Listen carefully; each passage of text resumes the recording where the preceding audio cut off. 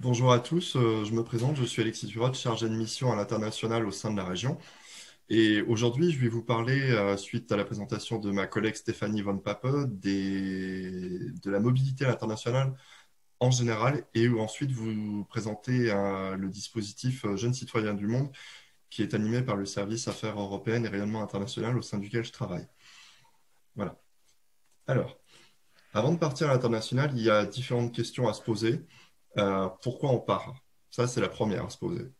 Pour enrichir son CV, avoir une expérience à l'étranger, améliorer ses capacités linguistiques, développer vos capacités d'adaptation et aussi découvrir une nouvelle culture et faire de belles rencontres et de nouvelles rencontres.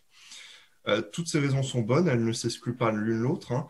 Et sachez qu'en termes de CV, il est prouvé que l'employabilité d'un jeune qui aura fait une mobilité à l'international est nettement meilleure que celle d'un autre jeune qui aura eu exactement la même formation mais qui n'aura pas fait de mobilité. C'est déjà la première raison pourquoi on vous encourage à partir en mobilité internationale. Améliorer vos capacités linguistiques, c'est évident, et aussi vos capacités d'adaptation, c'est-à-dire que c'est un peu un grand saut dans l'inconnu et vous allez devoir vous adapter à une nouvelle culture et à de nouvelles façons de faire, mais ce qui pour la suite de votre vie professionnelle et personnelle sera un réel plus. Et puis, bon, bah, je passe la question des nouvelles rencontres qui sont de toute façon toujours enrichissantes. Après se pose la question du où. En Europe, hors d'Europe. Alors déjà, ce qu'il faut voir, c'est que si vous faites une mobilité dans le cadre de vos études, il faut voir avec votre établissement qui dispose généralement de partenariats à l'international et où il y a des référents mobilité qui sont là pour vous accompagner et vous aider à trouver le lieu et l'établissement dans lequel vous allez pouvoir faire votre mobilité et vous aider aussi dans la recherche de financement. À l'heure actuelle, évidemment, j'aurais plutôt tendance à dire qu'il serait plus facile de partir en Europe que hors d'Europe, puisque vu les conditions sanitaires, bon, de toute façon, pour 2020, la question de la mobilité comment dire, très compliquée, mais on a espoir qu'en 2021, les choses s'améliorent et que vous puissiez profiter à nouveau de la mobilité internationale en physique. Donc, n'hésitez pas surtout à vous en renseigner. Et c'est vrai que pour l'heure, il faudra peut-être encourager des mobilités en Europe. Mais l'Europe est tellement diverse et riche que voilà, je pense que vous y trouverez votre compte.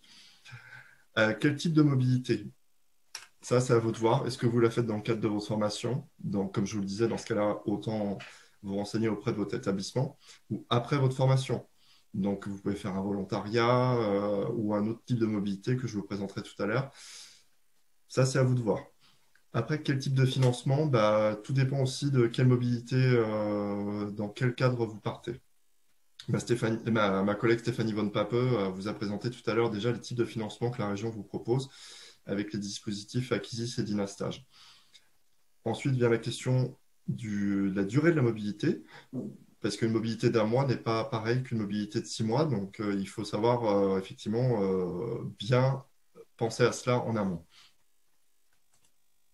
Alors les obstacles.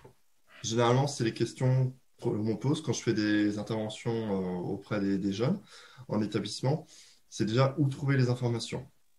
Eh bien, c'est vrai qu'il y a un foisonnement de dispositifs, qu'il n'y a pas de guichet unique.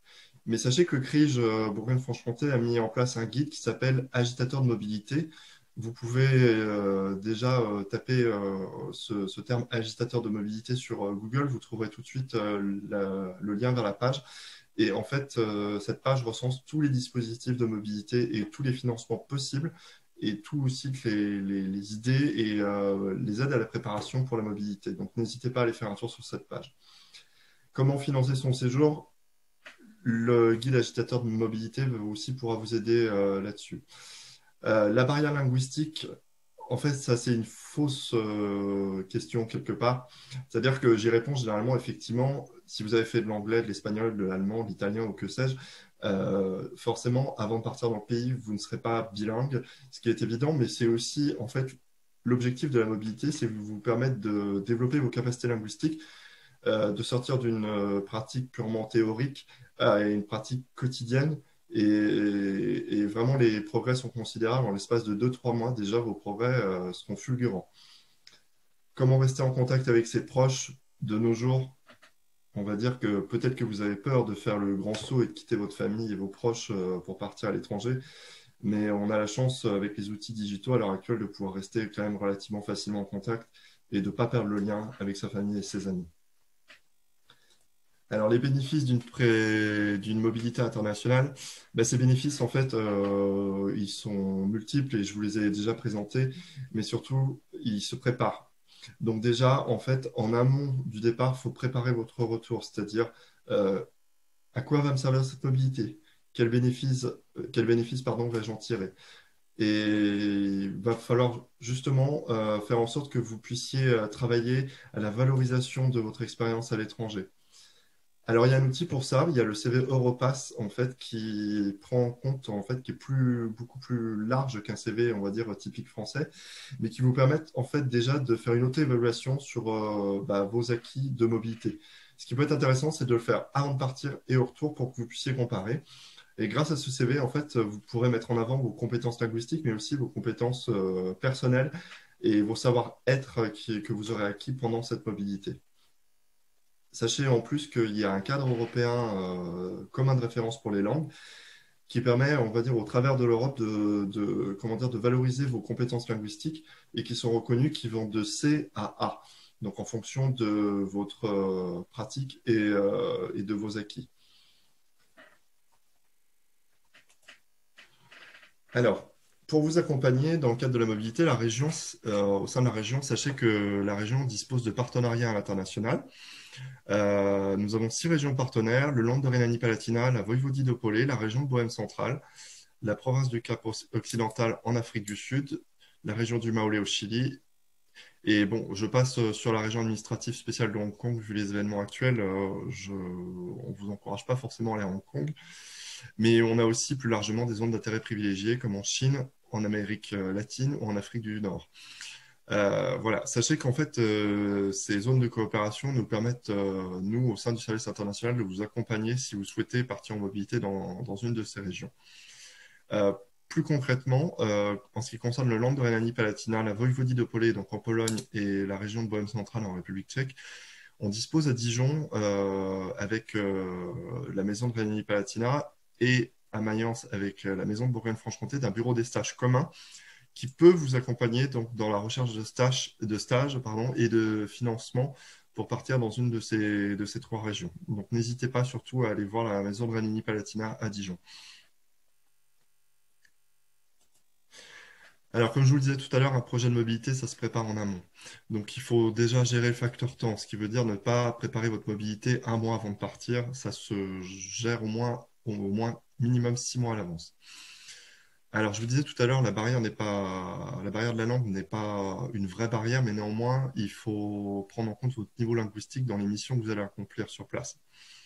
Par exemple, tout dépendra si vous faites une mission humanitaire ou une mission administrative. Effectivement, cela requiert des niveaux de langue quand même qui peuvent différer. Donc, ça, faut en être conscient. Il faut établir un budget prévisionnel puisque une mobilité, ça a un coût et faire un tableau des dépenses, mais aussi des recettes que vous pouvez avoir dans le cadre des financements. Et bien sûr, veiller aux questions logistiques et administratives, mais je reviendrai là-dessus tout à l'heure. Alors là, je vais faire un petit point, un petit focus sur les volontariats. Sachez qu'il existe différentes formes de volontariat. Vous avez le service volontaire européen. En fait, ce service volontaire peut s'effectuer dans 27, alors maintenant ça va être 26 pays de l'UE et aussi d'autres partenaires dans le monde. Il s'adresse aux jeunes de 17 à 30 ans et ce volontariat se focalise sur des projets d'intérêt sanitaire, social, culturel, environnemental ou humanitaire pour des missions de 2 à 12 mois. Il entre dans le cadre du programme Jeunesse de la Commission européenne, Jeunesse en action, et il s'agit vraiment une opportunité unique d'entrer en contact avec d'autres cultures et d'acquérir des nouvelles capacités et compétences. Et il y a un site dédié qui est https://servicevolontaire-européen.fr. En France, il y a aussi un autre dispositif qui s'appelle le volontariat de service civique qui s'adresse aux jeunes de 16 à 25 ans et jusqu'à 30 ans pour les jeunes en situation de handicap. Vous pouvez notamment aller voir l'atelier de mobilité Léo-Lagrange à Dijon. Il y a d'autres structures qui s'en occupent aussi.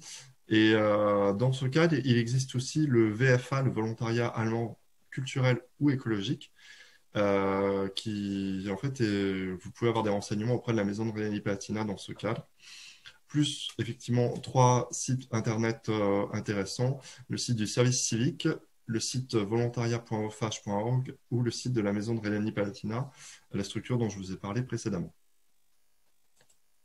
Enfin, on va dire dans le cadre vraiment d'une professionnalisation, il existe le volontariat international en entreprise ou VIE. Alors, ce volontariat s'adresse aux jeunes diplômés de 18 à 28 ans et c'est pour des séjours plutôt longs, donc des séjours de 6 à 24 mois dans le monde entier. Et c'est pour des missions d'intérêt commercial ou scientifique au sein d'une entreprise française à l'étranger. Il y a aussi un peu l'équivalent, mais du point de vue plutôt du secteur public, le volontariat international en administration. Là, vous pouvez travailler dans le domaine de la culture, de l'environnement, du développement scientifique, économique, humanitaire, etc. Enfin, toutes, on va dire, les missions que peuvent remplir les administrations. Et en fait, vous pouvez travailler dans ce cadre au sein d'un service de l'État qui est représenté à l'étranger, par exemple une ambassade, un consulat. Et il y a un site unique pour ça qui s'appelle civiweb.com. Alors tout à l'heure, ma collègue Stéphanie Von Papov vous a présenté les dispositifs de financement de la région. Le service international, lui, de son côté, anime un dispositif qui s'appelle Jeunes citoyens du monde et qui est en fait un dispositif de mobilité qui en fait encourage les jeunes à partir dans le cadre de la solidarité internationale. Alors, si vous êtes un jeune âgé de 18 à 30 ans et que vous êtes domicilié ou étudiant en Bourgogne-Franche-Comté, vous pouvez bénéficier de ce dispositif.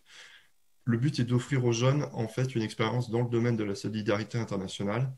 Par exemple, vous pouvez aller travailler, si vous êtes formé dans des études, par exemple, médicales, aller travailler au sein d'un hôpital à l'étranger ou mener une mission humanitaire, travailler dans le cadre d'une mission humanitaire à l'étranger.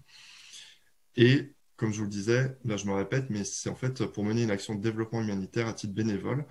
Vous partez grâce à une structure française qui est située donc en France et qui vous envoie dans une structure partenaire à l'étranger. Vous pouvez vous renseigner à ce sujet sur le site de la région à l'adresse suivante https://www.bourgogne-franche-comté sans l'accent.fr/node/407.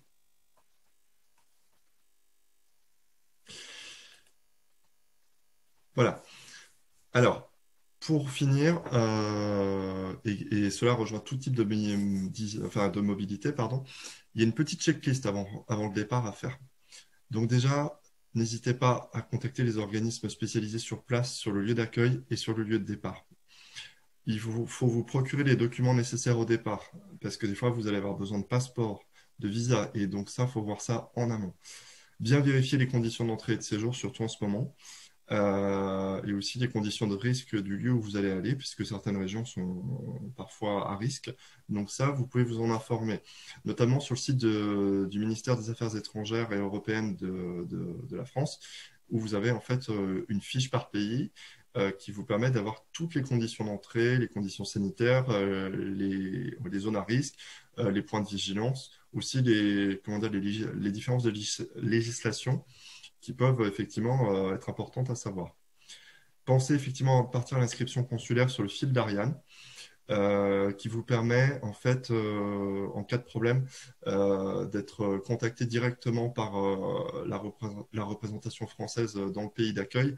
Sachez qu'il y a une représentation française quasi dans tous les pays du monde. Ça, c'est une vraie chance qu'on a. Et ça facilitera grandement vos conditions de rapatriement en cas de soucis. Si vous partez en Europe, n'hésitez pas à demander la carte européenne d'assurance maladie. C'est un peu la carte vitale mais européenne. Elle est disponible en 15 jours. Vous pouvez la demander sur le site de l'assurance maladie et ça vous permet une prise en charge à 100% dans les pays d'accueil. Aussi, contactez vos assureurs puisque en fait, les conditions d'assurance peuvent être différentes d'un pays à l'autre. Mais votre compagnie d'assurance peut aussi avoir une filiale dans le pays d'accueil. Donc, ça peut être intéressant. Des fois, c'est simplement un avenant à votre contrat d'assurance qui vous permettra d'être pris en charge. Voir si votre permis est bien valable, parce que hors de l'Union européenne, certains pays ne reconnaissent pas forcément le permis de l'Union européenne. Donc, à voir, enfin, effectivement, si il n'y a pas en fait des dispositions à prendre dans ce cadre. Si vous partez hors de la zone euro, sachez qu'il va y avoir l'obligation pour vous de convertir vos devises. Et là, Ça a un coût, sachez-le, il y a les frais de change.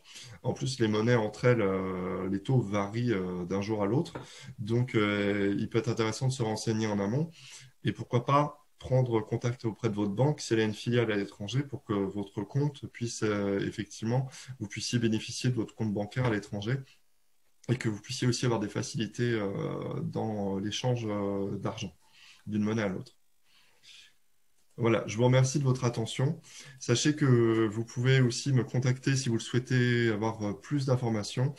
Je suis joignable au 03 80 44 33 58 ou par mail à alexis.turotte, alors sans majuscule et Alexis, arobase bourgognefranchecomte.fr. Je vous remercie de votre attention et j'espère avoir bientôt de vos nouvelles.